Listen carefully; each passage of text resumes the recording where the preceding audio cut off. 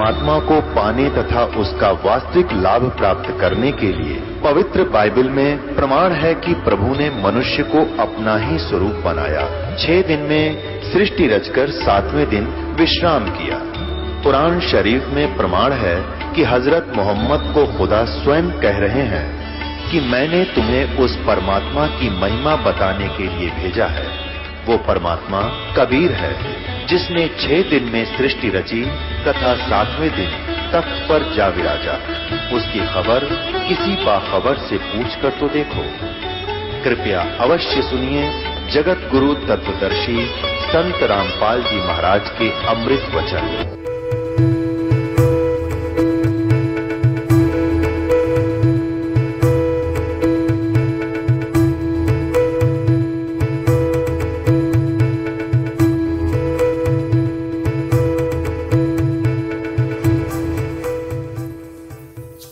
सतगुरुदेव की जय। बंदी छोड़ कबीर परमेश्वर जी की जय। बंदी छोड़ गरीबदास जी महाराज जी की जय। स्वामी राम देवानंद जी गुरु महाराज जी की जय हो।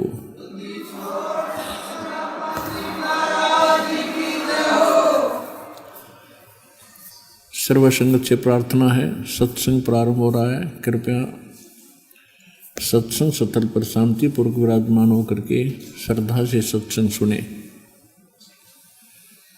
परमेश्वर की प्यारी आत्माओं से पुनर्निवेदन है, सत्संग प्रारंभ हो रहा है। कृपया सत्संग स्थल पर शांतिपूर्वक विराजमान होकर के श्रद्धा से सत्संग सुने। सतगुरुदेव की जय। बंदी छोड़ कबीर परमेश्वर जी की जय। बंदी छोड़ गरीबदास जी महाराज जी की जय। स्वामी राम देवानंद जी गुरु महाराज जी की जय हो।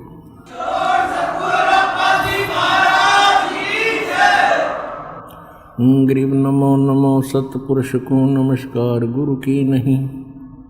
सुर नर मुनि जन साधुआं संतों सर्वस दी नहीं।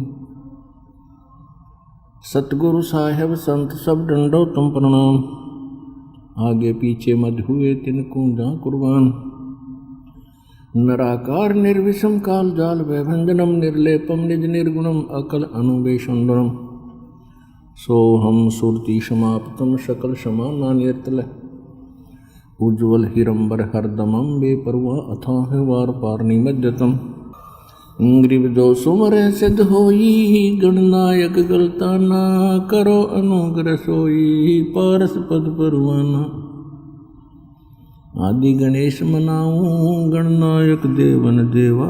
चरण कमल लो लाऊं आदंत करूं सेवा। परम शक्ति संगीतम रिद्धि सिद्धि दाता सोई। अवगत गुण अतीतम सत्पुरुष निर्मोही। जगदम्बा जगदीशम मंगल रूप मुरारी। तन मन अर्पों शीशम भक्ति मुक्ति भंडारी। सुर नर मुनि जन ध्यावे ब्रह्मा विष्णु महेशा। शेष सहस मुख गावे पूज्य आदि गणेशा। इंद्र कुबेर सरीखा वरुण धर्म राय ध्यावे। समर्थ जीवन जी का मन इच्छा फल पावे। 33 कोटि अधारा जावे 88। उतरे बहुजल पारा कटे यम की फांसी। 33 कोटि अधारा जावे 88। उतरे बहुजल पारा कटे यम की फांसी। कर जोरूं विनती करूं धरूं चरण पर शीश। गुरु जी राम देवानंद जी महाराज ने दियो नाम बख्शीश। कोटि कोटि सिजदा करूं कोटि कोटि प्रणाम।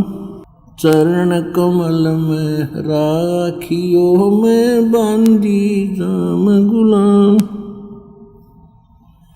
कुत्ता हूँ गुरुदेव का रामपाल दास का नाम।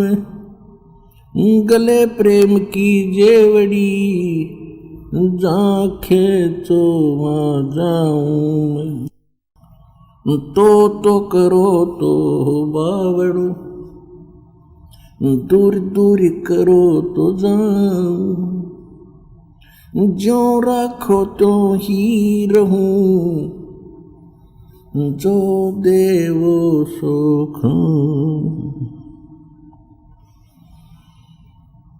बंदी छोड़ दयाल जी, तुम तक हमारी दौड़े, जैसे कागज जहाज का अब सूझत और न ठोरे। जय इब के सतगुरु मिले, सब दुख आँखों रो, चरणों ऊपर शीश धरूं, कहूँ जो कहनी होए। कबीर साईं मिलेंगे, वो पूछेंगे कुशलात, आदि अंत की सब कहूँ, अपने दिल की बात। गुरु जी तुम ना भूलियो,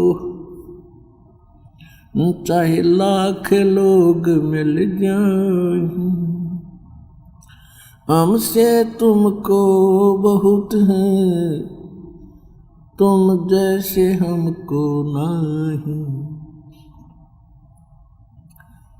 तुमरे विसारे क्या बने, मैं किसकी शरण में जाऊं। शिव वृंच मुनि नारदा, तिनके हृदय न समाऊं। अवगुण किए तो बहुत किए, करत न मानी हारे। बावे बंदा बख्श दियो, बावे गर्दन उतार। अवगुण मेरे बाप जी, बख्शो गरीब नवाज। जो मैं पूत कुपूत हूँ, बहुर पिता को लाज। मैं अपराधी जन्म का, नख सिख बरे विकार। तुम दाता दुख भंजना, मेरी करो संभार। परमपिता परमात्मा पूर्ण ब्रह्म सारी सृष्टि के रचनहार कबीर परमेश्वर जी की असीम रजा से आप सभी पुण्यात्माएं परमात्मा की महिमा सुनने के लिए उपस्थित हुए। परमात्मा ने, परमेश्वर कबीर जी ने स्वयं आकर के अपनी महिमा को स्वयं ही ठीक ठीक बताया है। उनसे पहले जितने भी ऋषि महर्षि महापुरुष हुए हैं, उनमें कुछ ईश्वरीय सिद्धि शक्ति होती थी और वो कुछ अन्य प्राणियों से हटकर कुछ चमत्कार दिखा दिया करते थे, जिस कारण से हमने उनको भगवान मान लिया और परमात्मा से प्राप्त प्राणी उनको समझ बैठे। फिर उन्होंने जो भी हमें मार्गदर्शन किया, हमने वो सब से हर्ष स्वीकार किया। उदाहरण के तौर पर जैसे एक अगस्त ऋषि हुए हैं, उन्होंने एक सारे जीवन में एक सिद्धि प्राप्त की। पहले हजारों लाखों वर्षों के जीवन होते थे और सारी उम्र में उसने एक सिद्धि प्राप्त कर ली। सिद्धि क्या चीज होती है? सिद्धि परमात्मा की भक्ति करके अपने अंदर परमात्मा की कुछ शक्ति संग्रह कर लेते हैं और उस परमात्मा की शक्ति से फिर कुछ, क्योंकि परमात्मा की शक्ति तो फिर हटकर काम करा करती है, और उसी को संग्रह करके फिर वो कुछ चमत्कार दिखा देते हैं। अगस्त ऋषि जी ने सारे जीवन में डले डोके एक सिद्धि प्राप्त कर ली कि 7 समुद्रों को एक घूंट में वो पीकर हजम कर जाता था। गोरखनाथ जी ने सिद्धि प्राप्त कर ली सारे जीवन में यदि किसी प्राणी की आयु शेष हो और वो किन्हीं कारणों से मृत्यु को प्राप्त हो जाता है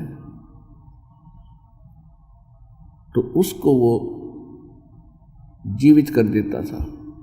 जिनकी आयु शेष नहीं होती थी वहां ये फेल हो जाते हैं। एक सिद्धि प्राप्त कर ली उसने कि जिस भी वस्तु को वो किसी मंत्रित कोई मंत्र बोल कर हाथ लगा दे वो सोने की हो जाती थी। और फिर इन सिद्धियों को प्रयोग करके सारे जीवन में जो भक्ति संग्रहित की थी उसको खत्म कर जाते हैं।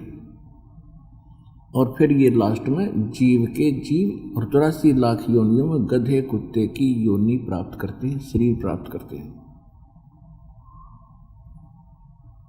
परमात्मा ने आकर के ये ज्ञान दिया है कि जिनको तुम भगवान मानते थे ये परमात्मा नहीं है। जैसे श्री ब्रह्मा जी, श्री विष्णु जी, श्री शिव जी को आप भगवान और सर्वशक्तिमान अजर व अमर की संज्ञा में लेकर इनकी पूजा किया करते थे, ये परमात्मा नहीं है। और जो इनकी भक्ति करते हैं उनका मोक्ष कभी नहीं हो सकता। 600 वर्ष पहले भगवान बताया करते थे 3 देव की जो करते भक्ति उनकी कदे ना होवे मुक्ति। गुण तीनों की भक्ति में ये भूल पड़ो संसारे, कहे कबीर निज नाम बिना कैसे उतरो पार। तो परमात्मा 600 वर्ष पहले जब आए थे एक लीला कर रहे थे जुलाहे की धानक की कबीर परमेश्वर जी, तो उस समय यही सच्चाई कहा करते थे जिसका भयंकर विरोध हमारे धर्म गुरुओं ने किया और परमात्मा को बदनाम कर दिया, बहुत यातनाएं दी। उस समय तो ये कुछ समय के लिए परमात्मा की महिमा को दबा दिया गया। कहते हैं सच्चाई को कुछ दिन दबाया जा सकता है, मिटाया नहीं जा सकता। आज वही वचन जो परमात्मा ने बोले थे, आज दास वही आपके सामने उन्हीं सदग्रंथों से रूबरू कर रहा है, स्पष्ट कर रहा है, जिन सदग्रंथों को हमारा हिंदू समाज बहुत ही शिरोधार्य मानते रहे। और हमारा ये मानना था कि इन सदग्रंथों में जो लिखा है वो बिल्कुल 100% सत्य है, 100% सत्य। अब वो उन सदग्रंथों में क्या लिखा हुआ है कि ब्रह्मा विष्णु महेश की जन्म मृत्यु होती है, ये अविनाशी नहीं है। तो हम क्या सुनते थे? हम बकवाद सुना करते उन नकली संतों, ऋषियों, आचार्यों और शंकराचार्यों से। और उन्होंने सब सदग्रंथों से हटकर अपना लोक वेद बना के पूजाएं काल के दूत का काम करके हमारे सारे पूर्वजों को उनको भूत प्रेत बना के और कुत्ते गधे की योनि में डलवा दिया। और आज आप स्वयं स्वीकार कर रहे हो, अपने सदग्रंथों को पढ़ पढ़ कर गदगद हो रहे हो और धिक्कार रहे हो उन मूर्खों को जिन्होंने हमें मिसगाइड किया। हमारे सदग्रंथों को ठीक से समझकर न समझकर हमें अपने ही लोक वेद के आधार से इन भूत पितर देवों की पूजा तक सीमित कर दिया। जबकि हमारे सदग्रंथ कहते हैं इन देवताओं की पूजा करने से आप कभी मुक्त नहीं हो सकते, आपका मोक्ष नहीं हो सकता। और इन तीनों देवताओं की पूजा करने वालों को राक्षस स्वभाव को धारण किए हुए मनुष्यों में नीच दूषित कर्म करने वाले मूर्ख बताया। और ये हमसे इन तीनों देवता ब्रह्मा विष्णु, ब्रह्मा की तरह नहीं कराते थे पर विष्णु शिव जी की तरह कराते ही थे। तो जिस कारण से समाज के अंदर कोई परिवर्तन आया नहीं, विकार बढ़ते चले गए, भगवान की आस्था घटती चली गई। क्योंकि परमात्मा जो सुख देता है, जो गुण उसमें लिखे हैं वेदों और गीता में, वो हमें प्राप्त नहीं हो रही थी। जिस कारण से हम धनी बनने के लिए पहले तो जंतर मंत्र का सहारा दिया, लेकिन जो क्रियाएं हमारे धर्म गुरुओं ने बताई धन लाभ के लिए, वो सक्सेस नहीं हुई, वो सफल नहीं हुए, तो हमने फिर क्या सोचा, रिश्वतखोरी, चोरी, डाके, मिलावट करके हमने धनी बनने की कुचेष्टा की। ये हमारी भारी भूल रही, क्योंकि कोई भी व्यक्ति अपने किस्मत से अधिक प्राप्त नहीं कर सकता। जो उसके भाग्य में लिखा है, मासा घटे न तिल बधे, विद ना लिखे जो लेख। ना एक मासा कम हो सकती है यानी, और ना ही तिल बढ़ सकता है। भावार्थ है कि जो मस्तिष्क में आपका प्रारब्ध लिखा हुआ है, किस्मत बनी है आपकी, उसमें कोई परिवर्तन नहीं हो सकता, चाहे सिर पटक लियो। यदि आप धनी बनने की कुचेष्टा करते हो मिलावट करके, और या कोई अन्य तरीका अपना के, चोरी करके, रिश्वत ले करके, डाके मार के, कभी सफल नहीं होगे। उसका बल्कि दुष्परिणाम घना भोगना पड़ेगा अपने। पुण्यात्माओं, जब तक हम परमेश्वर कबीर जी की शरण में नहीं आते, तब तक हम अपने किस्मत में लिखे हुए कर्मों का ही भोग रहे होते हैं। इससे हटकर कोई संत, वैसे साधु मिल जाते हैं, अच्छी आत्माएं मिल जाती हैं, वो कोई प्रेरणा कर देते हैं कि मंगलवार का व्रत रख लो, कोई बता देता है कि एकादशी का व्रत रख लो, कोई बता देता है कि गायत्री मंत्र जाप कर लो। हम वो भी करने लग जाते हैं साथ साथ इनके पैरेलल। हम फिर भक्ति भी करते रहते हैं, उससे कोई लाभ ना मिलने से फिर हम इसके साथ साथ ये बुराई भी शुरू कर देते हैं, और जिसके परिणाम स्वरूप हम अपने मूल उद्देश्य को भूल जाते हैं। अपनी मूल पूंजी, इस मनुष्य जीवन के धन को, श्वासों को हम व्यर्थ करके चले जाते हैं, और फिर 84 लाख प्रकार के शरीरों में, इन प्राणियों में हम न जाने कितने युगों तक भटकते रहते हैं। फिर कभी मनुष्य जीवन का दाव लगता है तो फिर यही साजबाज फिर मिलता है, और यही डले ढोके फिर मर जाते हैं। कोई थोड़े बहुत पुण्य हो गए, किसी कारण से स्वर्ग में चले गए, स्वर्ग में अपने कर्मों को भोग कर खत्म करके पुण्य कर्मों को फिर नरक में चले गए। नरक के अंदर जो पाप थे वो खत्म हुए, उनको भोग कर फिर 83 लाख योनियों में आ गए। आगे गए ना बावड़े, रहते भी सब जाही, बिन साहिब की बंदगी कहीं ठोर ठिकाना नहीं। कहते पहले गए तुम्हारे दादे परदादे, उन्होंने तो आकर बताया नहीं कि उनके साथ क्या बना, और जो शेष बचे हैं उन्होंने भी ऐसे ही एक दिन सबने चला जाना है। और परमात्मा की प्यारी आत्मा गरीबदास साहिब जी भगवान से प्राप्त उस ज्ञान के आधार से हमें सतर्क करना चाहते हैं कि बिन साहिब की बंदगी कहीं ठोर ठिकाना ना। अब जैसे मनुष्य जीवन में आपने कोई पुण्य भी कर लिए, कोई मंत्रों का जाप भी कर लिया, तो उन पुण्यों के आधार से आप पहुंच जाओगे जिस भी इष्ट की उपासना की। आप स्वर्ग में चले गए, वहां अपने पुण्यों को किसी तरह बरतो, किसी तरह खर्चो, आपका वो कमाई धन वहां डिपॉजिट हो जाता है उस इष्ट के बैंक में, और उसके ऊपर वो अपना चार्ज लेता है। किसी कोई लेता 10%, कोई लेता 15%, कोई लेता 25%। तो ये सभी अपना ऐसे ही गुजारा कर रहे हैं, ये 21 ब्रह्मांड के देवता। जैसे होटल वाले होटल खोल लेते हैं, वहाँ कोई जाओ, उनने तो अपना चार्ज लेना है। 10 रुपये की रोटी होंगी तो 50 जरूर लेगा। ठीक इसी प्रकार ये देवता अपना स्वर्ग होटल बनाए बैठे हैं, और यहाँ पर पुण्यकर्मी प्राणी जो अच्छे पुण्य कर लेते हैं वहाँ पहुँच जाते हैं। इनके तो एजेंट हैं ये जितने धर्मगुरु हैं, ये नकली, ये हमें केवल स्वर्ग तक का ही टारगेट बताया करते थे।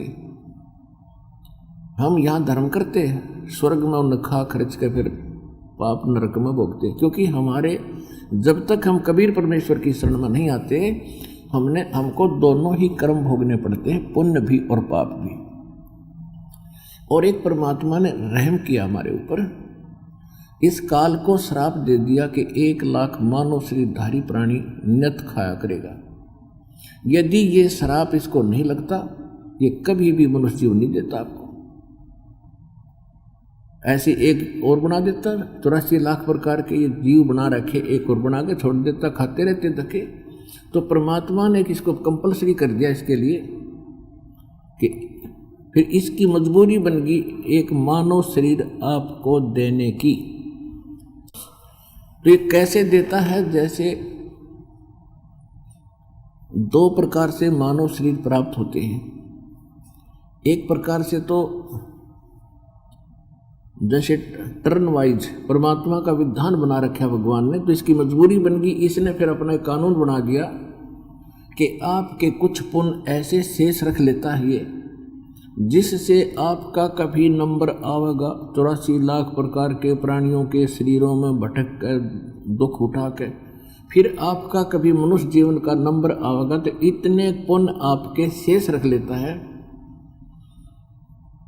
कि आपको मनुष्य जीवन उस एक क्रम वाइज मिलता है, टर्न वाइज,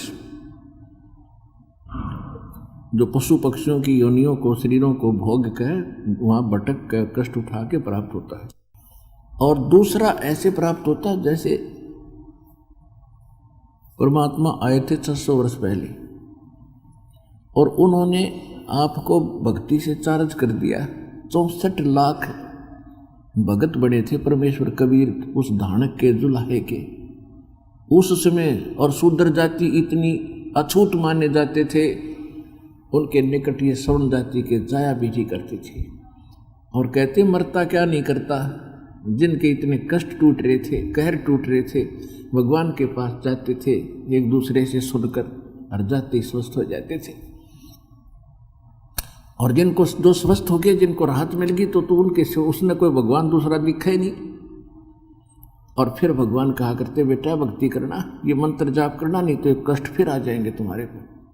तो हम उस डर से वो भक्ति भी करते रहे, जिस कारण से आज आप लगभग 15-20 मनुष्य जीवन प्राप्त कर चुके कंटिन्यू, जो आज भक्ति पर लग चुके हैं और भक्ति के लिए भटक रहे हैं किसी साधु संत फकीरों के पास या मंदिर मस्जिद गुरुद्वारों में।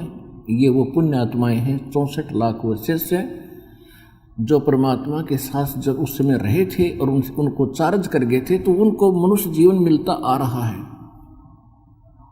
और मनुष्य जीवन से आए प्राणी में ये एक स्वभाव न्यारा होता है, उसकी आदत न्यारी होती है, नम्रता भी भिन्न होती है, आधीन्य होती है और भगवान की तरफ भी उसमें विद्यमान रहती है। उसके लिए वो कहीं ना कहीं लगा ही रहता है। तो आप वो प्राणी हैं, भगवान के लिए भटक रहे थे, आप मनुष्य जीवन से ही चले आ रहे हो। और यदि जैसे भी उस समय मालिक ने आपको चार्ज किया, वो बैटरी चार्ज होगी, उसके बाद तो आपको भक्ति मिली ही नहीं। तो आपके पिछली बैटरी व इन्वर्टर चार्ज था पुनः का, उससे ही आपको मनुष्य मिलते रहे। और यदि अब ये फिर चार्जर ना लगता तो सारे पुण्य खत्म हो गए, आप 84 लाख योनियों के चक्कर में फिर से गिर जाते। तो ऐसे समय में आपको प्राइम टाइम में संभाल लिया कि इस समय मनुष्य जीवन और भगवान की चाह, वो पिछले जन्म में मनुष्य ही थे। तो आप उन प्राणियों में से हैं। तो प्रसंग चल रहा है कि आगे गए न बावड़े रहते भी सब जा, अरबिन साहेब की बंदगी कहीं ठोर ठिकाना ना। जैसे यहाँ से को पुण्य बने तो स्वर्ग में गए, क्योंकि दोनों अकाउंट खुले, आपके दोनों अकाउंट ओपन हैं, गुड भी बैड भी, पुण्यों का भी पाप का भी, तो दोनों जमा होते हैं आपके डेली। जैसा आपको सत्संगों में बहुत बार बताया है दास ने कि पुण्य तो बड़ी मुश्किल से बनते हैं, उनका तो कोई समय से निर्धारित है दाता ने जो अब कर रखा आपको। बाकी वैसे स्वाभाविक पुण्य ये बनते ही रहते हैं। कहीं पशु पक्षियों को दाना डाल दिया, कितना कोई प्याऊ बनवा दिए, कितना भंडारे कर दिए, कोई कंबल बैठ दिए, ये तो एक सिंपल सा धर्म है, ये कोई पुण्य नहीं है विशेष। ये तो ऐसा है जैसे हम मंगलवार का व्रत रखा करते हैं, 100 रुपये की बूंदी बैठ देते और बड़ी खुशी मनाया करते, बड़ा दान कर दिया। तो इसमें परमात्मा ने कहा है कि जिन हर जैसा सुमरिया और ताको तैसा लाभ ओसा प्यास न भाग ही जब लग दसैनी आप। कि जिन्होंने जितना भी भगवान की भक्ति की है उतना ही उनको लाभ मिल गया। और ओस चाटने से प्यास नहीं बुझ सकती। प्यास बुझेगी गिलास के गिलास गट गट पियोगे। जब लग दसैनी आब, तो हम पहले ओस चाटा करते और तृप्ति हो ही नहीं रही थी, और अब आप गिलास के गिलास पी रहे हो। यहाँ पर कोई पाठ करवा रहा है, कोई जोत बोल रहा है, कोई सेवा कर रहा है, और कैसे वैसे दान कर रहे हो। और फिर ये दान, ओए है, गुरु बिन माला फेरते, गुरु बिन देते दान, गुरु बिन दोनों निष्फल हैं, चाहे पूछो वेद पुराण। इस विश्व में गुरु नहीं, इस दास के अतिरिक्त आज वर्तमान में।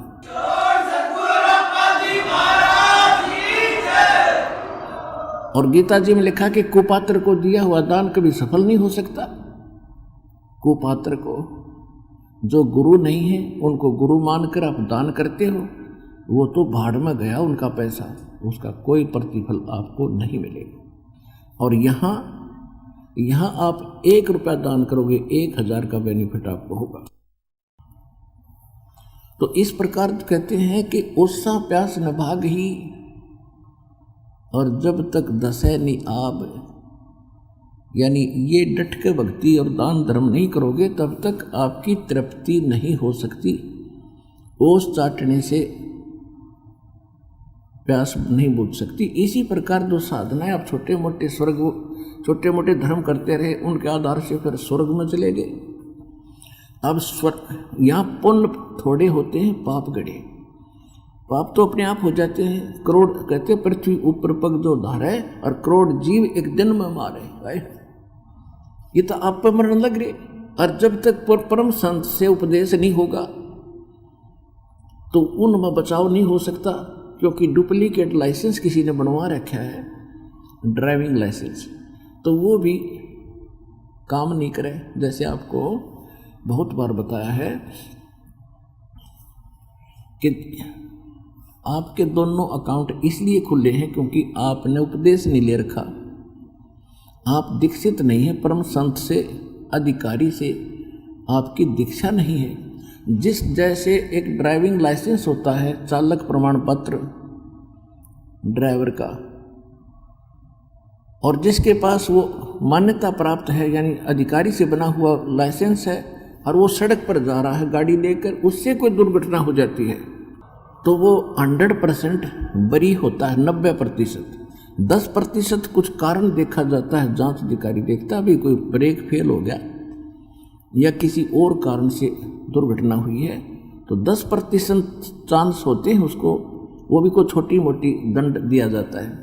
नहीं तो 100% बरी है वो व्यक्ति जिसका ड्राइविंग लाइसेंस हो, क्योंकि ड्राइविंग लाइसेंस उसको दिया जाता है। पहले ड्राइविंग लाइसेंस देने वाला अधिकारी उसकी जांच करता है, गाड़ी चलवा के देखता है, वो फाइनल करता है, लिख कर देता है कि ये बिल्कुल ट्रेंड आदमी है, तो उसको दोष नहीं लगता उस दुर्घटना में हुई मृत्यु का। किसी व्यक्ति की मृत्यु भी हो जाती है तो फिर भी उसको दोष नहीं है, अपराध नहीं बनेगा। और जिसके पास लाइसेंस नहीं है और वो गाड़ी चला रहा है और लाइसेंस है तो डुप्लीकेट है, उससे दुर्घटना होगी, सीधा जेल होगी उसकी। इसी प्रकार जब तक हम परम संत से दीक्षित नहीं होंगे तो हम उस तरह हैं जिसके पास ड्राइविंग लाइसेंस नहीं है। और जिन्होंने नकली संतों से ले रखा है, दीक्षा ले रखी है, तो डुप्लीकेट लाइसेंस है। तो डुप्लीकेट लाइसेंस वाले दोनों को दंड मिला कर है, बनाने वाले को और उसको लेने वाले को। तो पुण्यात्माओं, दास एक तो कहता है आज आप बुद्धिमान हो, शिक्षित समाज है, आप खूब आसानी से परख सकते हो कि गुरु सतगुरु कैसा होना चाहिए। परमात्मा का विधान है कि सतगुरु के लक्षण कहूँ, मधुरे बैन विनोद और 4 वेद 6 शास्त्र वो कहे 18 बोध। तो इन सदग्रंथों का जानकार इस पृथ्वी पर हो आज के दिन, क्योंकि मेरे ज्ञान ने सुनकर चाहे कोई अटपट बना भी लियो, इससे पहले आपने खूब पता है, न कख भी नहीं पता भक्ति मार्ग का। और आपके रूबरू सब संतों के इतिहास रख दिए, उनके जैसे मीडिया ने सहयोग दिया, उनके इंटरव्यू ले लिए, फिर उनकी बनाई बुक अनुभव की आपके सामने कर दी, और सदग्रंथों को से तोल कर माप कर दिखा दिया। कोई भी खरा नहीं उतरा, सारे डुप्लीकेट। तो अंडरस्टूड हो जाएगा आपको who is Guru. Rampal is Guru in this world.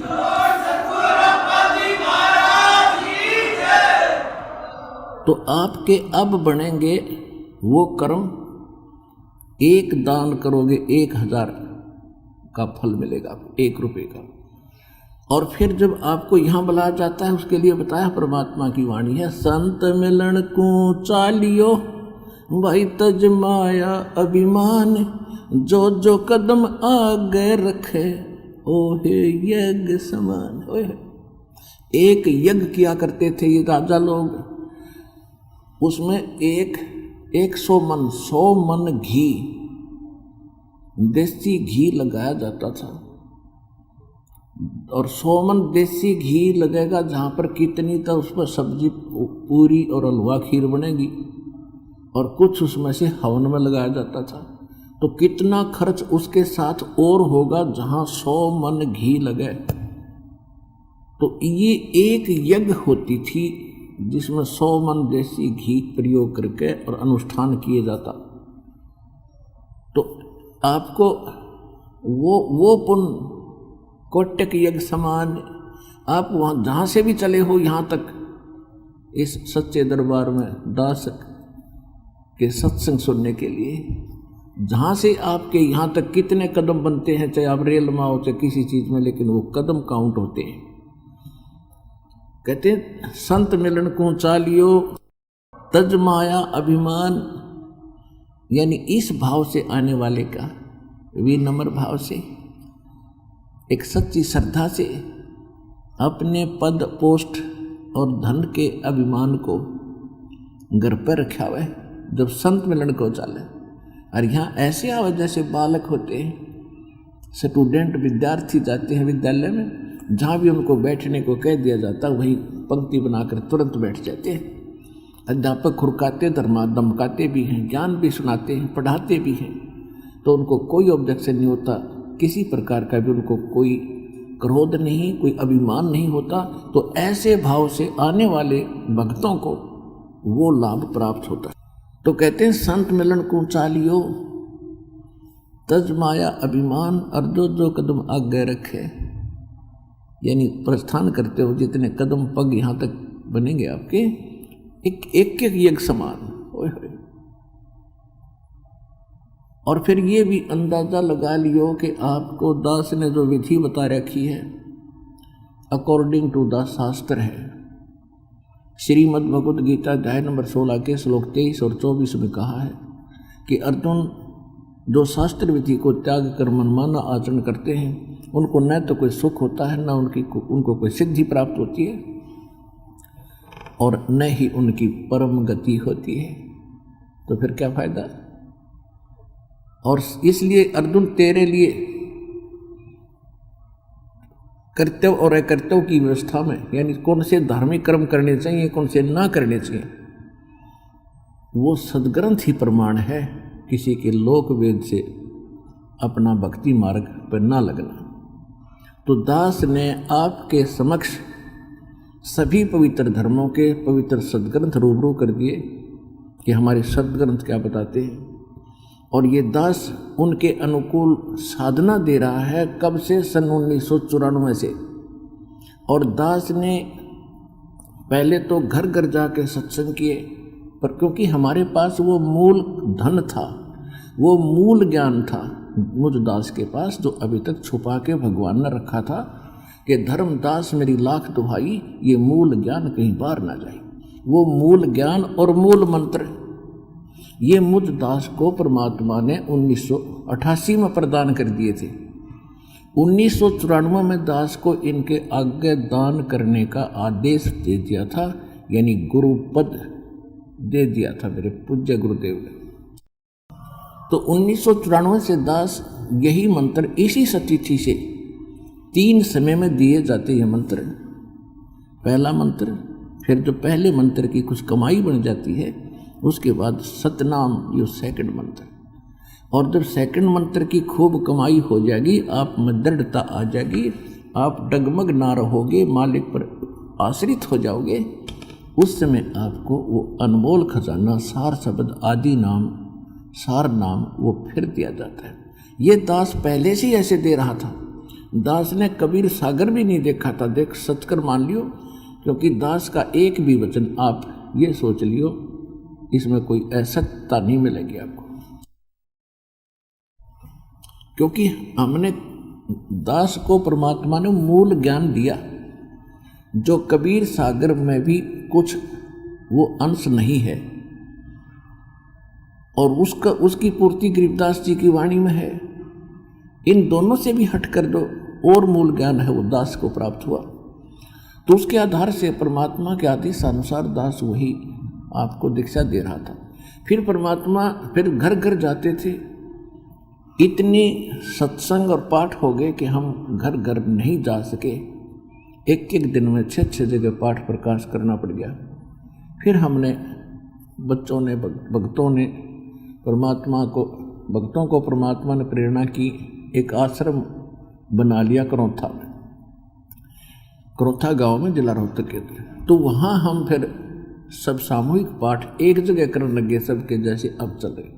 ये सब परमात्मा की समय अनुसार प्रेरणा और परिवर्तन उन्हीं की कृपा से होता है।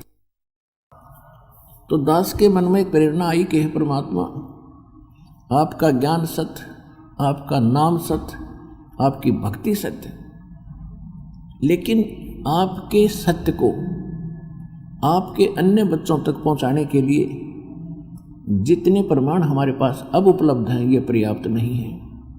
क्योंकि पहले तो कबीर जी को परमात्मा मानना तैयार नहीं। ठीक है, जो हमारी शरण में आ जाते थे, भगवान सबका दीक्षा लेते थे, उनको सुख हो जाता था, वो तो होना ही था, तो वो तो टिके रहते थे कुछ दिन, और उनको 2, 3, 4 ऐसे लाभ भी हो गए, एक ना होया तो फिर डगमग हो जाते थे, क्योंकि उनको ज्ञान नहीं था। तो यह समस्या दास के सामने आने लगी कि परमात्मा यदि इन वेदों ग्रंथों में और आपकी महिमा मिल जावे तो आपके बच्चे आपको आसानी से सब पहचान सकते हैं, और इसका कोई विकल्प नहीं। क्योंकि आप 600 वर्ष पहले आए थे, आपने 64 लाख लोगों, परिवारों के लोगों के, भक्तों के दुख दूर किए थे, और आपके चेले बन गए थे। आपने एक लीला करी थी और सब भाग गए थे। तो परमेश्वर ने कहा था कि ज्ञान संपूर्ण हुआ नहीं और हृदय नहीं छिदावे, कि देखा देखी भक्ति का वे रंग नहीं ठहरावे। जब तक ज्ञान संपूर्ण नहीं होगा और हृदय में यह खटक नहीं लाग जाएगी कि इसके अतिरिक्त कोई ज्ञान नहीं पृथ्वी पे, तब तक दाता आपकी शरण में जीव नहीं टकेगा। तो उस दिन के बाद ऐसी प्रेरणा करी दास को परमात्मा की एक वाणी याद आई कि वेद मेरा भेद है, मैं ना मिलूं वेदन के माही, और जौन वेद से मैं मिलूं ये वेद जानते हैं। एक के बाद पर्याप्त थी मेरे लिए कि परमात्मा ने कहा कि वेदों में मेरी महिमा का गुणगान है। अब वेद हमने कभी देखे भी नहीं थे, सुने थे। हमने गीता तो खूब पढ़ी थी, देखी थी। तो दास ने सबसे पहले देखा कि वेदों का सारांश, ये संतजन बताते हैं कि श्रीमद् भगवद गीता वेदों का सारांश है, संक्षिप्त ज्ञान है। तो मैं गीता में देखता हूँ। अब जब श्रीमद् भगवद गीता को देखा, ओ तेरा बुलाओ ये बंदी छोड़े, सारी महिमा परमात्मा की रखी।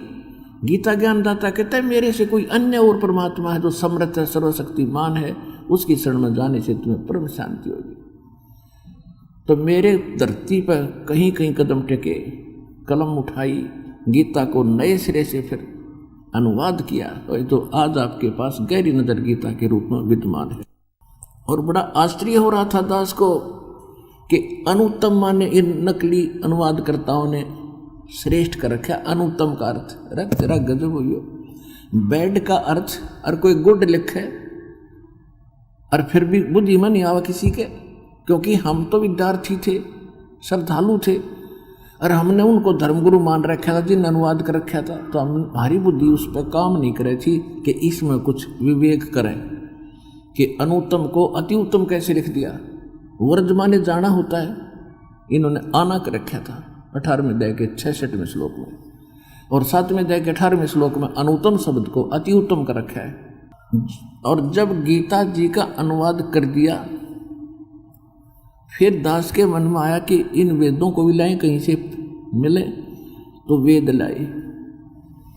उन वेदों में इन्होंने अनुवाद गलत कर रखे, अधिकतर 90% गलत अनुवाद कर रखे, क्योंकि अनुवादकर्ताओं का दृष्टिकोण रहा है लोक वेद, और लोक वेद के आधार से भगवान को निराकार माना जाता है, और वेदों परमात्मा सह शरीर, उसका नाम कबीर है, और वो एक स्थान पर रहता है, वहां से गति करके आता है। तो उसके बाद दास की खुशी का ठिकाना नहीं रहा, और फिर ये पुस्तकें बनाई, सीडी बनाई, और भगत समाज में प्रवेश की।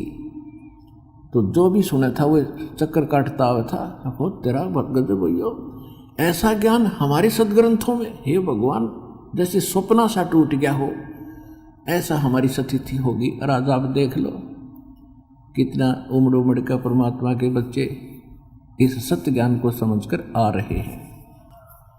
तो प्रसंग चल रहा है कि जब तक हम परमात्मा की शरण में नहीं आते हैं, तो हम अपना केवल निर्धारित यानी अपना कर्म ही भोग रहे होते हैं, जो हमारी किस्मत में लिखा हुआ होता है। और किस्मत बनती है आपके संग्रहित संचित कर्मों से कुछ पुण्य और पाप निकाल कर एवरेज से, जिसके पाप गणे हैं उसमें तो पुण्य घड़े पापों की रेशो ज़्यादा आपके जीवन में, पुण्य है उन पुण्यों की रेशो कुछ आपके जीवन में, दोनों मिलाकर प्रारब्ध यानी किस्मत यानी एक जीवन बना दिया। तो जब तक आप परमात्मा की शरण में नहीं आते हो तो यही कर्म भोगते हो। अच्छा, अब पर प्रसंग चल रहा है कि गुरु बिन माला फेरते, गुरु बिन देते दान। अब गुरु बिन दोनों निष्फल हैं, थे पूछो वेद पुराण।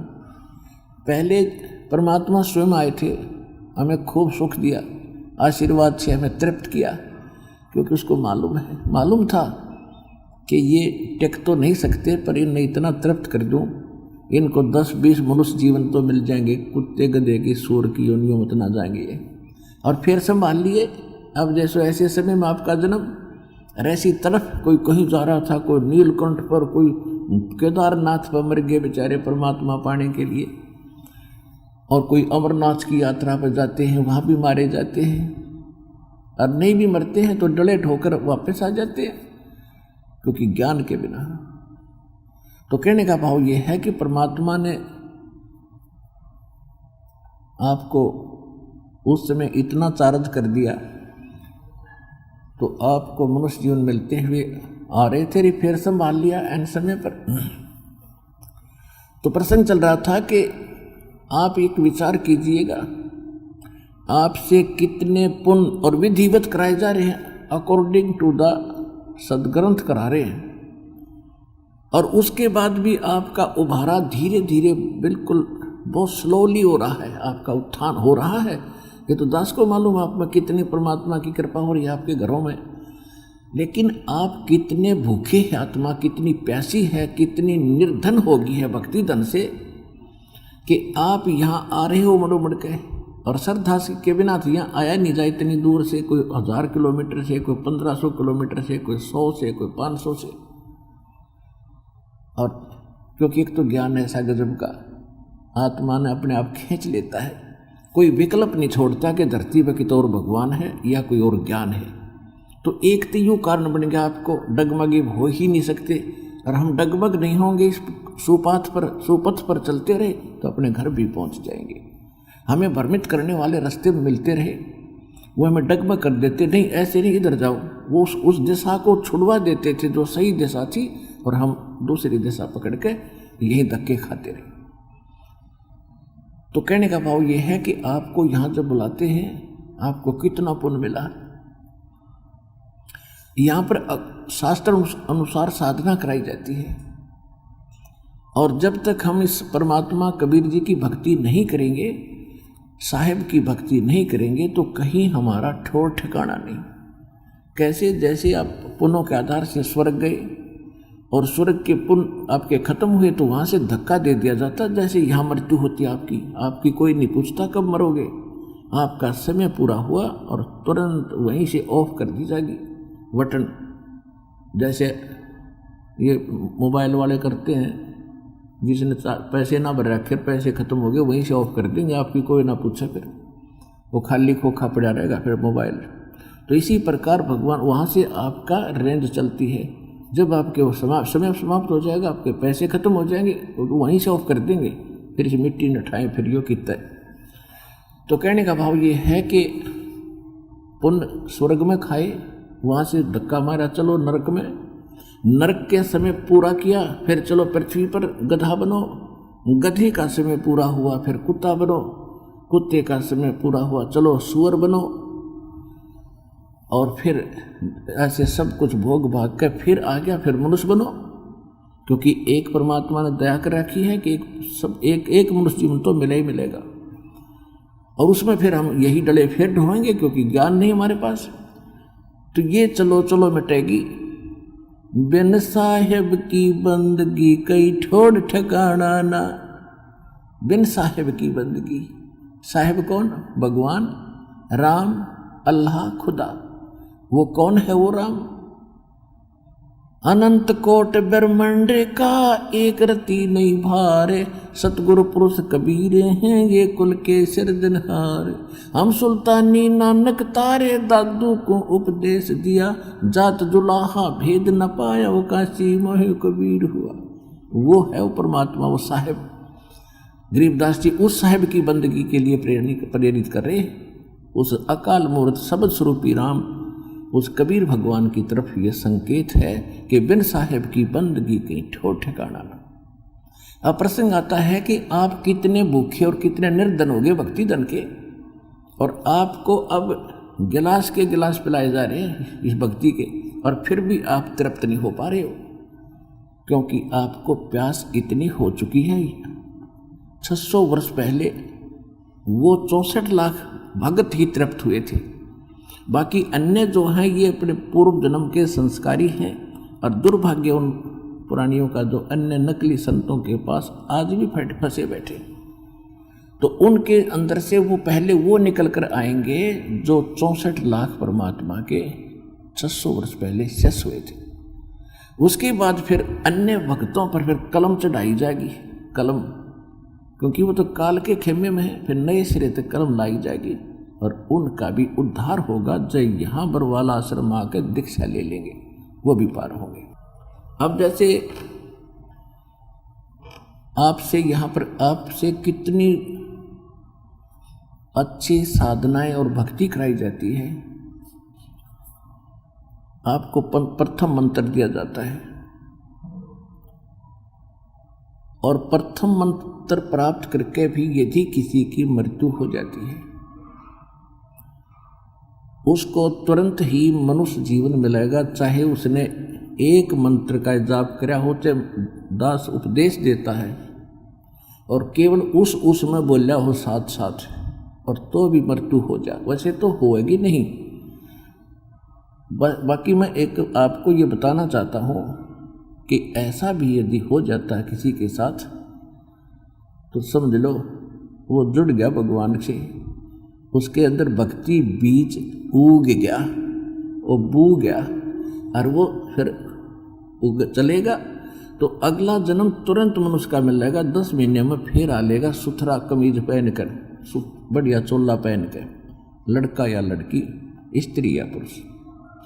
तो इसलिए जो भक्त यहाँ आ रहे हैं, चाहे वो दुख उनके यहाँ आने का कारण भले ही कोई कष्ट, कोई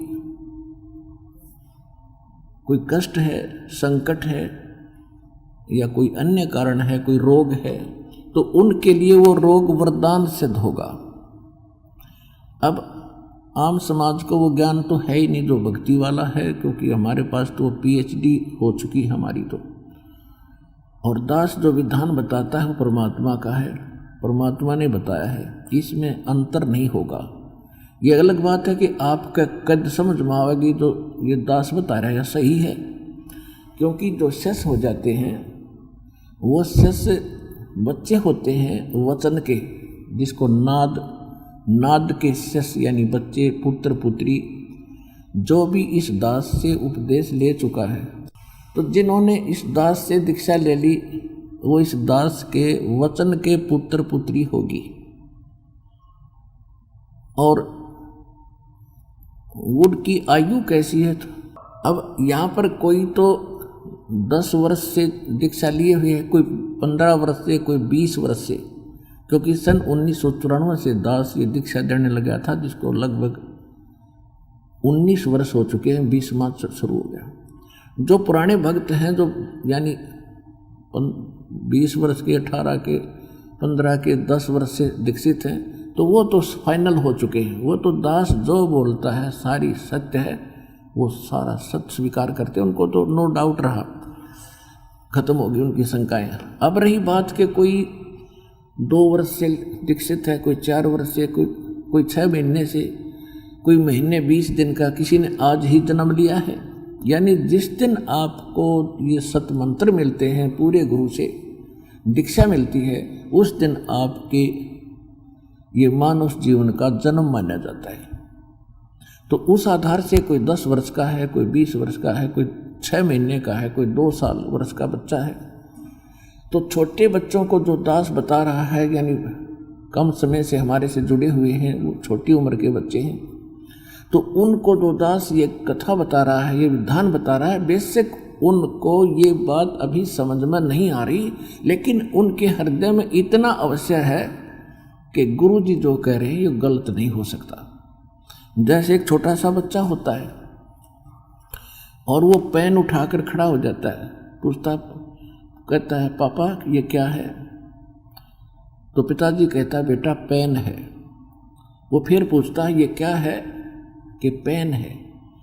फिर वो क्या करने लग जाता है, पेन है, पेन है। फिर कहेगा अक पेन है बेटा। तो वो करता करता उसने धर के रख के और काम लग जाएगा खेलने। वो ना तो ये कहता है कि वो ये भी नहीं मानता कि पिताजी जो कह रहे हैं गलत हो सकता है, लेकिन उसकी बुद्धि भी स्वीकार नहीं कर दी कि यू के चीज है पिताजी जो बता रहे हैं। तो आज कुछ भक्त ऐसे स्थिति में हैं, आपकी अभी ना मिट्टी है, और जब यह मिट जाएगी ना, फिर उस बच्चे ने कहेंगे रे पेन लाइए उठा के, भाग्य जागा और पेन उठा के ले पिताजी। तो अभी आपकी ना मिट्टी है, लेकिन इसने मिटावांगे भी खूब।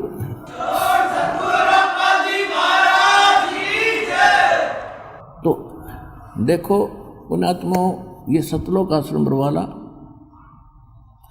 हमारा मूल काम है आपको मोक्ष दिलाना, गारंटीड मोक्ष, मुक्ति। और वो स्थान जो गीता ज्ञानदाता भी कहता है कि मैं नहीं जानता उस भक्ति विधि को, किसी तत्वदर्शी संत से पूछो। वो तत्वदर्शी संत परमात्मा का दास ही बैठा है।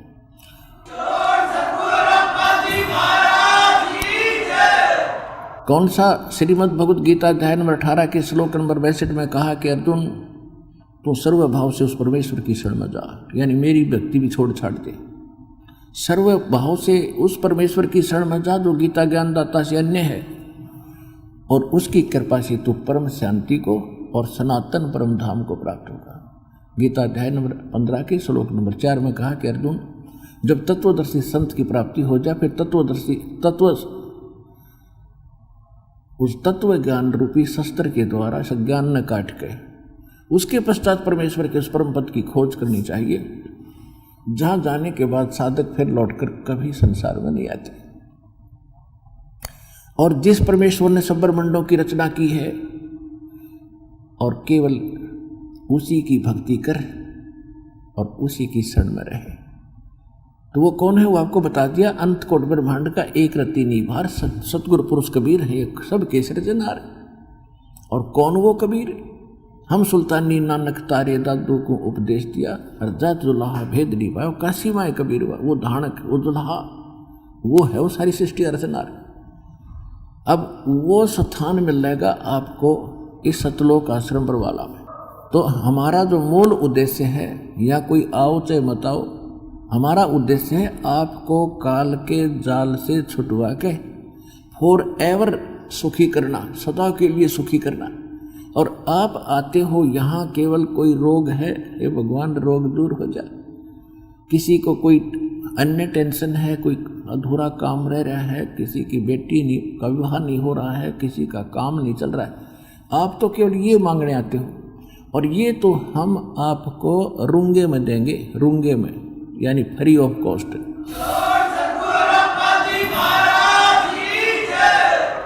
रूंगा क्या होता है? रूंगा, अब नए बच्चों को तो पता नहीं, हम बूढ़ों को खूब ज्ञान है। जब हम छोटे छोटे होते थे तो पहले पैसा नहीं होता था गांव में। सभी कार्य जो भी कोई वस्तु लेनी होती थी दुकान पर जाते थे, या दुकानदार वहाँ आते थे, फेरी लगाने वाले, कोई सब्जी बेचने या कोई कुछ बेर बेचने वाला, कोई फल लाता था। तो हमारी दादी जी क्या करती थी, एक बेला भर के गेहूं का,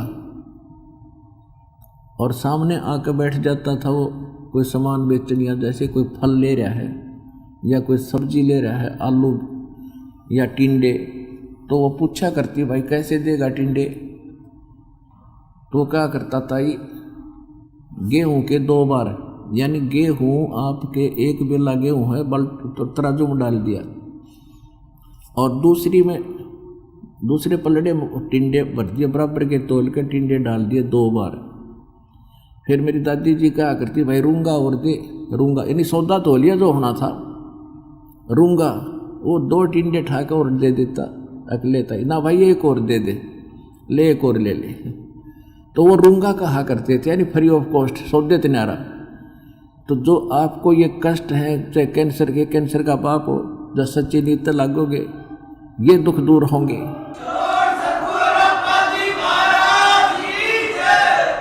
जब आपको सिद्ध कर दिया कबीर इज गॉड, और गॉड के नहीं कर सकता, भगवान सब कुछ कर सकता है, लेकिन आप उससे फल प्राप्त करने के लिए लाभ प्राप्ति के योग्य बनना पड़ेगा। सतगुरु के दरबार में भाई कमी कहे की ना, हंसा मौज ना पावता कोई तेरी चूक चाकरी मार।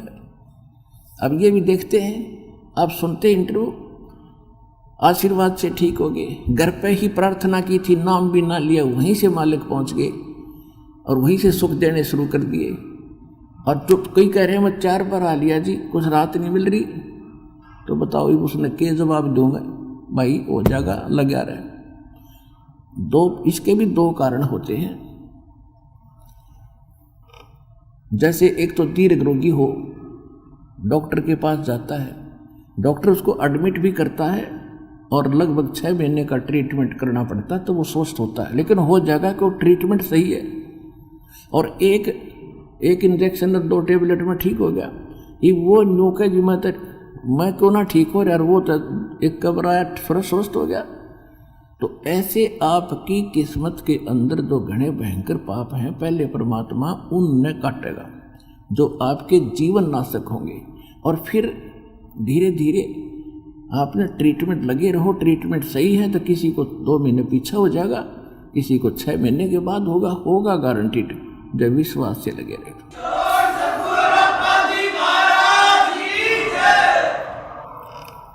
तो परमात्मा ने ये इसलिए किया है कि हमारा जो मूल उद्देश्य है आपकी मुक्ति कराना। और जैसे आप जिस परिवार में जन्मे हो, उनका उद्देश्य है जब तक आप कुछ लाभ देने योग्य हैं और आपकी मृत्यु हो जाती है, सारा परिवार होता है। और जिस समय आप हो जाते हो भयंकर रोगी और उठा कर भी घरवालन बैठाने पड़ते हो, नहाने धोने भी पड़ते हो, तो वो स्वयं प्रार्थना करने लग जाते हैं, भय परमात्मा इसकी माटी संगवा ले, ये परमात्मा बेसिक ठा ले, क्यों काम का ना रहा वो। तो कहने का भाव ये है कि इसको भी मद्देनजर रखना इस मार्ग पर चलने के लिए। आज जितना भी कोई रोगी है या किसी प्रकार का कोई कष्ट है, भगवान के दरबार में कोई कमी नहीं, आपने सारे सुख देगा, पुत्र नहीं तो पुत्र देगा, आँख नहीं है तो आँख भी देगा, धन नहीं है धन देगा, और आपका रोग भी दूर करेगा। लेकिन उद्देश्य क्या है मालिक का, ये भी समझ लेना। अगर आप उस पर खरे नहीं उतरोगे, मोक्ष कराने का उद्देश्य आपका नहीं होगा, तो फिर आपको वो थोड़ा बहुत जैसा करोगे वो मिल जरूर जाएगा, लेकिन ऑल इन वेन रहेगा, व्यर्थ हो जाएगा।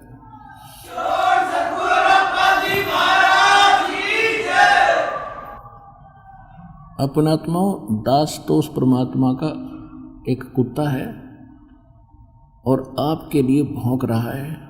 आप धनी हो उस, और आपको जगाने के लिए बार बार प्रयत्न कर रहा हूँ, और जो जाग गया इस मार्ग पर लाग गया, बेड़ा पार हो जाएगा, उसका सारा धन बच जाएगा और सदा सुखी रहेगा।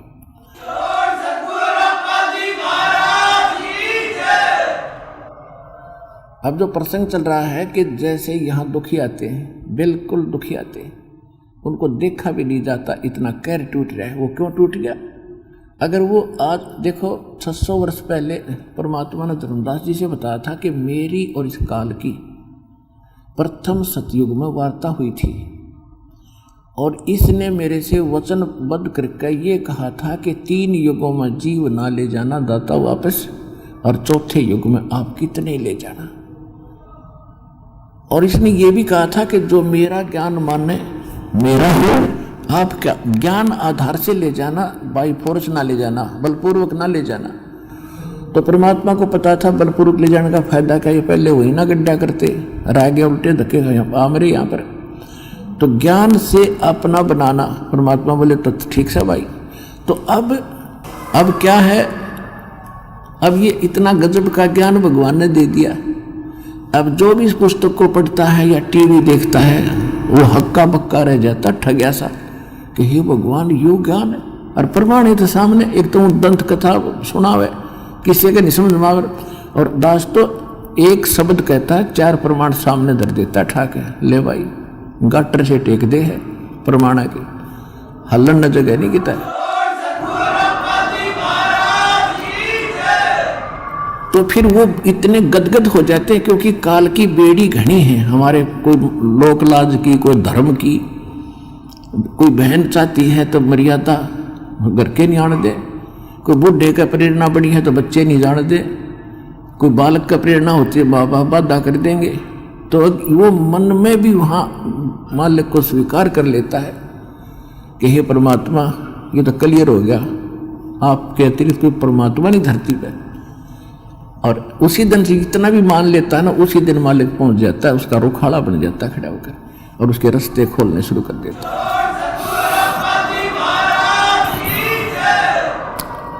लेकिन आना पड़ेगा यहाँ पर, लियाओ भी वही के, कोई कारण बड़ा होगा फिर अपने बच्चे का। जब उसका हो गया हृदय से ये चाह लिया, आत्मा ने जब मान लिया कि कबीर इज गॉड, फाइनल हो गया, तो फिर उसका काम हो जाए शुरू। वो कैसे बंधन काटेगा और कहाँ कैसे आपको यहाँ पहुँचाएगा, किसी कारण से भी। तो इसलिए परमात्मा ने उसकी यश कर दी थी कि मेरा ज्ञान न माने तो मेरा, और तेरे ज्ञान न मानो तेरा। अब देखो परमात्मा चाहते हैं कि आपका मोक्ष हो, असंग जन्म हो गए आपको इसी प्रोसीजर में, कभी पशु बने, कभी पक्षी बने, मनुष्य बने, राजा बने, देवता बने, और फिर गधा बने। ये कर्म खत्म नहीं हुआ अभी तक। कोटि जन्म तन भर मत हो गए, कुछ ना हाथ लगा रे, कुकर सुकर खरबया बोरे, कौआ हंस बगारे। कोटि जन्म तू राजा की ना मिटी न मन की आशा, और भिक्षुक होकर दर दर घूमया, ये मिला ना निर्गुण रासा। इधर कुबेर ईश की पदवी ब्रह्मा बंधन राया, और विष्णुनाथ के पुर को जाके तो फिर भी उल्टा आया। कहते विष्णुनाथ के पुर को वहां जाके फिर वापस आया। असंग जन्म तन मरत्या हो गए, जीवित क्यों ना मरे रे, और 12 दर मद महल मठ बोरे, फिर बोर ना दे धरे रे। दोजक भ्रष्ट समीत देखे राजपाट के रसिया, और 3 लोक से तरपत नाही, ये मन भोगी कसिया। कहते सतगुरु मिले तो इच्छा मिटे, पद्मल पदे समाना, और चल हंसा उस लोक पठाऊं जो आज अमर स्थाना। 4 मुक्ति जहाँ चंपी करती, ओए होए उस सतलोक में, यहाँ की 4 मुक्तियों को बड़ी अच्छी माना जाता है, और ये तो अस्थायी है। चाहे ब्रह्मलोक में चले गए, वहाँ भी ये चौथी मुक्ति सारी मुक्तियां समाप्त होकर फिर नरक में जाते हो आप। कहते वहां 4 मुक्ति जो चंपी करती, यानी तेरे चरणों में पड़ी रहेगी। और माया होरी दासी, दास गरीब अभय पद पर से वो मिले राम अविनाशी।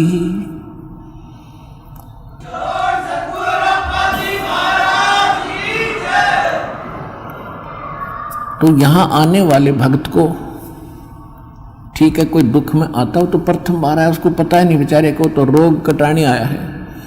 लेकिन यहां आएगा सच्चे दिल से, सच्चे हृदय से, चाहे कितना भयंकर रोग है, तुरंत आराम उसी दिन शुरू हो जाएगा, घंटे भीतर उसको नाम दीक्षा लेते। और यहाँ कुछ अधिकतर ऐसे आते हैं कि चलते हैं, देख आते हैं वहाँ क्या हो रहा है। सभी बता रहे हैं कि वहाँ ऐसा लाभ होता है, और एक बार देख आते हैं, चलो देखण आगे, ज्ञान सुन लिया, समझ में आ गया, नाम ले लिया, ठीक है। और वहाँ जाकर फिर कोई काल का दूत आवेगा कि इसका झाड़ा लगवा दो, वहाँ फलाने चल उसके पास ले चलो, झाड़ा लगा दो। ये वहाँ ले जाएंगे, झाड़ा लगा देंगे, हमारा कनेक्शन खत्म। और झाड़ा तो कुछ होना नहीं था। यहाँ पर ऐसे सैकड़ों भक्त इन 3 दिन के अंदर दास को भक्तों ने मिला कि ये इसका कैंसर थी यहाँ मुंह में, और ठीक हो गया था। और ले जाके इसने किसी ने बका दिया, झाड़ा लगवाया, उस दिन से फिर शुरू हो गया। ये मगा पड़ पाड़ में मर के कोई बात हुई है। जब यहाँ से राहत मिली और फिर बिना टिक्या गया, तो ये यूं मार खाते हैं आप। इसलिए परमात्मा अपना हाथ उठा लेता है और खा ले धक्के, और फिर दोबारा देर से सेटिंग होती है। जब मालिक में विश्वास हो गया, तो दास कहता है नाम तब लो जब आपका पक्का दृढ़ विश्वास हो जाए, कबीर इज गॉड, और पृथ्वी पर कोई और जगह दिखाई ना दे। और फिर देखना, ये दास का यहाँ उद्देश्य क्या, 3-3 घंटे गला पढ़ाऊं, यही कि आपको पहले ज्ञान से परिपक्व करूं। ज्ञान संपूर्ण हुआ नहीं और हृदय नहीं छदाया, इस देखा देखी भक्ति का यो रंग नहीं ठहरा। ये देखा देखी आते हैं, फलाना ठीक हो गया, हम भी चलते हैं, आ तो गई, लेकिन मर्यादा पर टेको। और फिर देखो परमात्मा के हाथ, फिर देखो सुखमा लिख के रोज नए नए। तो इसलिए दास आपको पहले मर्यादा बताता है, और मर्यादा के बाद आपको दीक्षा दी जाती है। स्वीकार्य है तो लो, ना और दृढ़ता से ज्ञान सुनो, फिर पक्के हो जाओ। जब लो आप ले लेते हो, ऐसे देखेंगे तो भगवान भी देखेगा फिर। ये तो बराबर की बात से अंडरस्टूड है।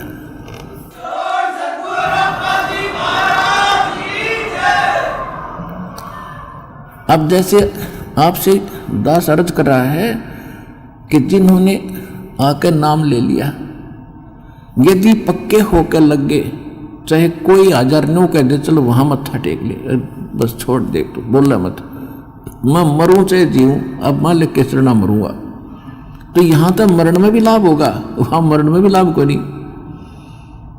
वैसे तो मालिक की शरण में आकर जीव मरेगा नहीं, चाहे 100 बार कवा लो, चाहे 1 बार कवा लो, विश्वास करो इस बात पर।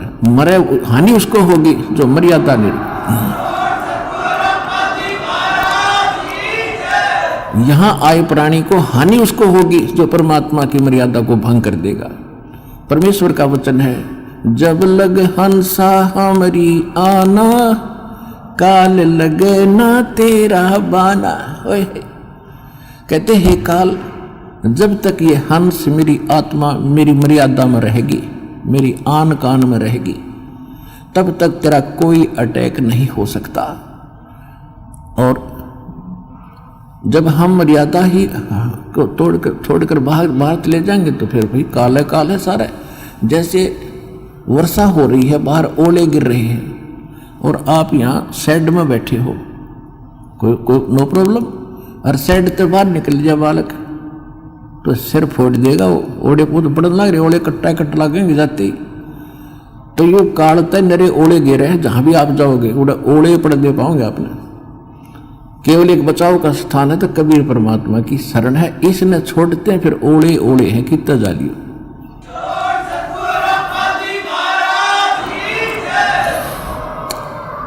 तो दास, आज आपको जो अधिकतर रोगी आते हैं, आत्मा दास की रोती है,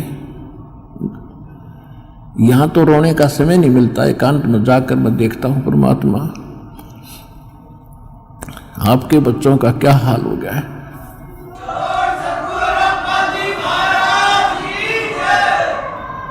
एक एक टूक को तरस रहे हैं, एक एक रोटी के लिए सारा दिन भटकते फिरते, और ऊपर से एक कहर अलग से टूटे हैं इनके ऊपर। किसी को संतान नहीं, वो उसी दुख में सड़ रहा है, जल रहा है। किसी का कैंसर है, किसी को और दोष है, और एक पल का इनको पता नहीं कब क्या हो जाएगा। तो इस कारण से परमात्मा से अर्जी लगाता है दास कि दाता हम तो इसे निकम्मे हैं, और आपको ही मालूम है हम कितने कैसे अच्छे होते तो चले जाते अभी से। अच्छे भी आप बनाओगे, दृढ़ता भी आप ही लाओगे, तभी हम आगे बढ़ पाएंगे। फिर भी इतनी उसके बाद भी कोई मर्यादा ठीक नहीं रखता है और अपनी मनमानी करता है, फिर हमारी अर्ज भी फेल और भगवान भी मदद आपकी नहीं करेगी। तो सबसे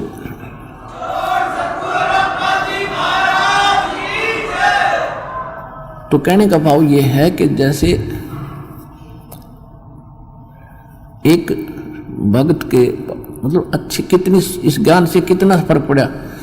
एक भक्त का लड़का कति अपाहिज था और परमात्मा का नाम लिया उसने, वो आता रहा, कुछ राहत मिली उसको। राहत मिली तो वो तब तक 1 2 4 10 12 साल भर वो आया, उसको ज्ञान समझ में आ गया और उस बच्चे को सतनाम तक प्राप्त हो गया और फिर उसकी मृत्यु होगी। अब उस पिता को कति दुख नहीं था। उसने ये शब्द कहा कि जी आपका बच्चा शरीर छोड़ गया, सतलोक चला गया, वहां भी कोई बात ना, यह तो आत्मा परमात्मा की है और उसने देखना है कि उस अपनी आत्मा को वो कैसे छुड़वाओगा परमात्मा इस काल के जाल से। तो उन्हें बोला जी कति दुख नहीं बने, घनी खुशी हुई एक मेरा बेटा सतनाम लेकर मर गया, और आप तो कहते हो कि प्रथम नाम से मनुष्य जीवन मिलेगा, और उसके तब भक्ति का बीज दृढ़ हो गया। तो देखो कितना हल्का हो गया। पहले वो कहर हो रहा था वो बच्चा, उसके लिए एक ज्ञान से हल्कापन और फिर समाधान हो गया। और वो ये गारंटीड बात है 10 महीने में यही सतलोक आश्रम में दिखा दूंगा, उस बालक को दूर नहीं जाएगा। तो हमारा यहाँ जो मूल सौदा है, जो मूल हम सौदा करते हैं, वो तो इस आत्मा का कल्याण का है, और बाकी जो आपको सुख देंगे हम यहाँ परमात्मा देगा। दास तो देखो परमात्मा ने हमारे इस दास को खूब सतर्क कर रखा है कि अपने ऊपर कभी ना लेना, खुद भगवान ने नहीं ली। परमात्मा की एक वाणी है, सुख देता है दिए जात है, ये दाता दिन रैन, और लोग भरम मोह पे करें ताते नीचे नैन। देने वाला परमात्मा कबीर जी है और दास को केवल एक बीच में आपका मीडिया बनाए बैठा है।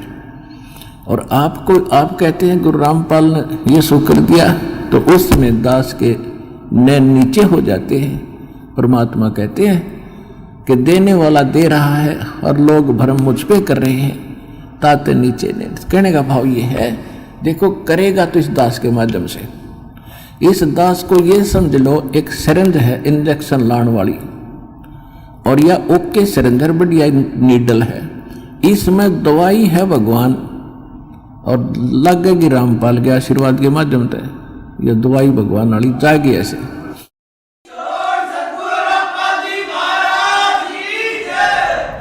तो इस प्रकार आप जी ने पहले तो ज्ञान समझना चाहिए। ज्ञान के ऊपर दास ने जोर दिया है, भगवान का भी आदेश है कि घर घर देखो बोध विचारा, सत्य नाम सब ठोर उचारा।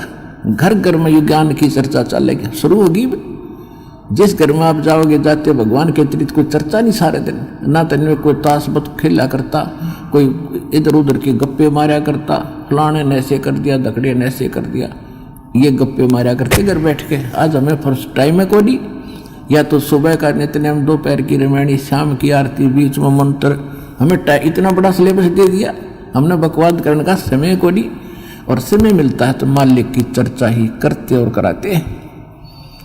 कितना अच्छा समय मिल गया। तो कहने का भाव ये है कि पहले इस ज्ञान को समझो, और ज्ञान समझ के फिर भक्ति शुरू करो। चाहे कितना भयंकर रोग है, भगवान परमात्मा ने प्रसन्न कर दो। वो कैसे प्रसन्न होगा? जिस दिन वो प्रसन्न हो गया, वो तो सोने कैसी काया बना दे जीव की 1 सेकंड में। एक बार 350-360 के लगभग कोड़ी थे, कोड़ी, और कबीर परमेश्वर के पास काशी में उनकी सुनकर महिमा इकट्ठे चले गए। 5-7 गए पहले तक। बोला जी हम ऐसे दुखी है और ऐसे हैं। परमात्मा बोले भाई तुम वो सारे को डियान बुला लो, जानो किसी ने, सारे ने जाना है कि उनको सबको बुला लो, पर एक बात है, तुमने भक्ति करनी पड़ेगी आजीवन, और भक्ति छोड़ दोगे ना फिर तुम्हें फिर हानि हो सकती है। कान पकड़े जी, कदे नहीं छोड़ेंगे और हम तो सदा आपके चरणों में पड़े रहेंगे।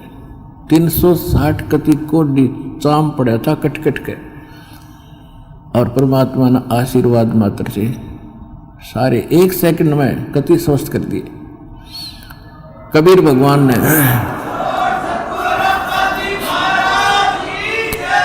अब वो हो गए स्वस्थ कति। अब जाते उन्हें तक 10-5 दिन तो महीने 2 महीने तो ठीक सी भक्ति करी, फिर हुए बकवाद भागी। कोई कितना किसी कपड़े पहरे अंडर, कोई ब्याह करवा लिया, और तो कोई फंड कर रहा है, वो भक्ति छोड़ गई। अब परमात्मा ने दास को एक इंस्ट्रक्शन दे रखी है कि परमात्मा करता ऐसे भी सकता है, लेकिन वो करके देख लिया ये बकवादी को ना कब आते। अब उनको सुख भी दे दिया, फिर काल के पाले में जा खड़े हुए, क्या फायदा हुआ? वेस्ट, मालिक की शक्ति खराब गई। लेकिन परमात्मा ने अपनी, वैसे मालिक की पावर तो एंड होता ही नहीं, लेकिन उस समय मालिक ने यह दिखाना था कि भगवान जो काम करा करा वो कबीर जी कर रहे थे, और इससे सिद्ध है कि कबीर इज गॉड। उस प्रमाण के लिए ये भी हमारे लिए सिद्ध होता है कि परमात्मा कबीर जी। एक बार दास एक गांव में एक भगत के सत्संग करण पाठ करा कर घर घर में जाकर, उनके पड़ोस में एक लड़की के, जवान लड़की, ब्याह रखी हुआ और शादी हुई थी। दोनों गुर्दे फेल हो गए और उनने छोड़ दी। सारे चेक करा ली, कोई राप नहीं, और खाट में पड़ी सोई आ रही, मुंह पर हाथों पर। हमारे उस भगत ने उनसे कहा कि आप दीक्षा ले लो, अरे यह लड़की, इनके आशीर्वाद नाम लेने से राहत मिलेगी तुमने। तो लड़की ने और उसकी माँ ने नाम ले लिया। फिर उनको उस भगत ने सलाह दी कि तुम एक पाठ करा लो घर पे, गुरुजी आते हैं पाठ कर देंगे। हम उनके घर पाठ करने गए तो वह लड़की एक चारपाई पर पड़ी और उठन की हिम्मत नहीं, इन्हों कहती है उठती है नहीं। 6 महीने से खाट पकड़ रखी है। उसको उठा कर भगत और परिवार वाले वहाँ जहाँ दास बैठा था वहाँ ले प्रणाम कराया। मैंने उनसे कहा कि इसको सेवा करवाओ, बर्तन साफ कराओ। भगत गए हुए थे 20-30 जैसे सत्संग जाते थे हम पाठ करा, तो खाना खुना बनाते थे वहाँ, इनका बर्तन साफ कराओ। उनके घर वाले सोचने लगे भाई तो कैसे बर्तन साफ करेगी। भगत बोले जो कहा है तुम ऐसे करो, इसको बैठाओ पिड्डे पे। वो बैठा दी, 2 घंटे बर्तन साफ करे और अपने आप उठ के चल पड़ी। अब वो कति स्वस्थ होगी, पूरे परिवार ने नाम ले लिया, और 1 साल के बाद सब छोड़ गए और वो अपने ससुराल चली गई। आज तक जात नहीं बुझी रामपाल की। ऐसे कृत गनी भी हम। तो अब परमात्मा ने हमें भी दिखाया है कि इतना जल्दी ना करे, करना तो है लेकिन ये टिक जाएंगे जब सारा ठीक कर देंगे। तो इसलिए परमात्मा ने उनको आशीर्वाद से कोड भी ठीक कर दिया, फिर काल की बकवादों में। तो इसे हम पसंद नहीं करते। हम चाहते हैं कि आपके अंदर भक्ति बनी रहे और धीरे धीरे आपका रोग ठीक हो, तब तक आप ज्ञान समझ जाओ। और जिसके मन में दोष है वो चला जाएगा, फिर कितने पृथ्वी ठिकाना नहीं, वापस में फिर भटक कर फिर आखिर में यही आना पड़ेगा। एक अभी कल ही मिल रहा था, एक बहन आ रही थी, उसको और उसका पति भी मिला। भक्तों ने बताया कि ऐसे ऐसे ये बहन आई थी 3 महीने पहले, और इसको बहुत समझाया नाम ले ले, इसका पति ने नाम ले लिया, इसने ना लिया। और ये भी आप विचार कर लेना, जो यहाँ आकर दीक्षा नहीं लेकर वापस जाता है तो उसकी कोई करड़ाई है, कोई भयंकर कर्म उसको दुख देने वाला है, जिस कारण से काल उसने परमात्मा की ओट में आन नहीं दे रहा। तो 3 महीने पहले वो आई थी बेटी, नाम ना लेके गई, फिर छत पड़ गई उसके ऊपर और रीढ़ की हड्डी टूट गई। अब सीधी पड़ी है कति अलण की न टहलन की। अब परसों लेकर आ रहे थे, जब बताई माँ बेटी उस समय क्यों ना लिया, तो नहीं वो नाम या बला टल जाती तेरी। ने बोले जी गलती बन गई, बता ये अब कैसे आ गई तू। अब सब अब रामपाल सही हो गया और कबीर भी भगवान हो गया, जब दे ही टूट गई। कल के चोर बता क्या कर लेन का।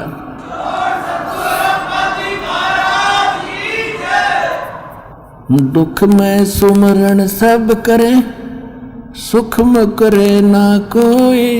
जय सुख में सुमरण करे तो दुख काहे को होवे।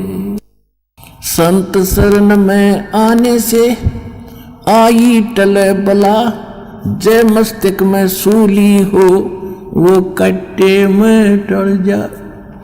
इस समर्थ परमात्मा की शरण में आने से यदि मौत भी हो यानी सूली टूटना हो तो कट्टा लगकर ही बच जाता है। अब जो प्रसंग चल रहा है पुण्यात्माओं के दास, जैसे यहाँ सुनता है कई भक्त आते हैं, ये ऐसे तो घने मिलते समय जो बोला जी कति घना ठीक हो गया, थोड़ी सी कसर रह रही है। मैं कहा यह कसर तो रखनी है सारे, मैं कहा यह ना रही ना तो फिर भाग जाओगे वो काल के उसमें पाले में खड़े हो जाओगे जा करके। ऐसा नहीं, परमात्मा इतना दुख नहीं देने देगा आपको कि आपकी जान चली जा। तो इसलिए परमात्मा भी कहते हैं, हमें संकेत करते हैं कि सुख के माथे सिला पड़ो, जो नाम हृदय से जावे, और बलिहारी उस दुख के जो पल पल नाम रटावे। परमात्मा हमें संकेत करते हैं कि हे भगवान ऐसा सुख ना देना जिससे आपकी भूल पड़ जावे, और इतना दुख दिए रखना दाता तेरी याद बनी रहे। तो पुण्यात्माओं हम सुखी होते ही भगवान बोलते हैं, और दुख जब हमारे ऊपर आते तो कर्मों के हैं, और फिर हमें भगवान याद आता है। तो हमारे अब देखो आपके पापों में आग लगा रखी, भगवान ने आग लगा रखी। जो संचित कर्म है उनके भी और जो प्रारब्ध वाले इनमें भी। जब कर्म जले हैं, जब भी घास जलता है तब भी धुआं धावा आग उग थोड़ी बहुत दिखे जानो दुख दे रही है, लेकिन कति रोग कटन लाग रहा है आपका तो थोड़ा बहुत कष्ट भी हो उसने सहन कर लेना। अब जैसे तो आपको जो भयंकर रोग थे, जो भयंकर दुखदायी कर्म है, पहले आपके उन पर कुवाड़िया चल रहा है परमात्मा का, और छोटे मोटे तो धीरे धीरे हो जाएंगे, सारे ठीक हो जाएंगे। जैसे डॉक्टर के पास कोई भयंकर मरीज जाता है, वो सबसे पहले डॉक्टर उस स्थान का इलाज करेगा जहाँ से रक्त निकल रहा है, यानी जिससे उसकी जान जानी हो। एक्सीडेंट हो गया, हड्डी टूट गई और कहीं रक्त स्राव हो रहा है, तो सबसे पहले डॉक्टर ये देखेगा कि इसका इस स्थान पर ऑपरेशन करें जिससे इसका खून रक्त बंद हो। और वो रो रहा है, डॉक्टर साहब टांग में दर्द घना है, हाय मर गया, तो डॉक्टर उसने ना देखता कि उसने तो चिल्ला लड़ते थोड़ी देरी तो फिर कर दूंगा ठीक, पहले ये रोग काटना ये करना जरूरी है जिससे इसकी मौत ना हो जाए। तो परमात्मा आप ताए हुए एक दुख न ठीक कराने खातिर, और परमात्मा आपके वो पहले ठीक करेगा जिससे आपकी मृत्यु, जैसे आपकी मृत्यु निकट आएगी, समय आपका रहा नहीं, एक्सटेंड आपकी है नहीं आगे आयु, तो सबसे पहले उस कर्म को बढ़ाएगा आपको जिससे आपकी एक्सटेंशन हो। उसके बाद फिर सुख तक दे जाएगा जब तक आप रहोगे शरण में। तो इसलिए आप विश्वास के साथ इस मार्ग पर लगे रहो, और जैसे दास कहे वैसे चलो, किसी की और बातों में आकर भगवान से दूर ना होना। आप सदा सुखी हो जाओगे, आपको सर्व सुख मिलेगा और मोक्ष मिलेगा। ये सुख तो रुंगे में मिलेंगे, फ्री ऑफ कॉस्ट मिलेंगे, और मूल सौदा आपका मोक्ष होगा। वो गारंटीड होगा।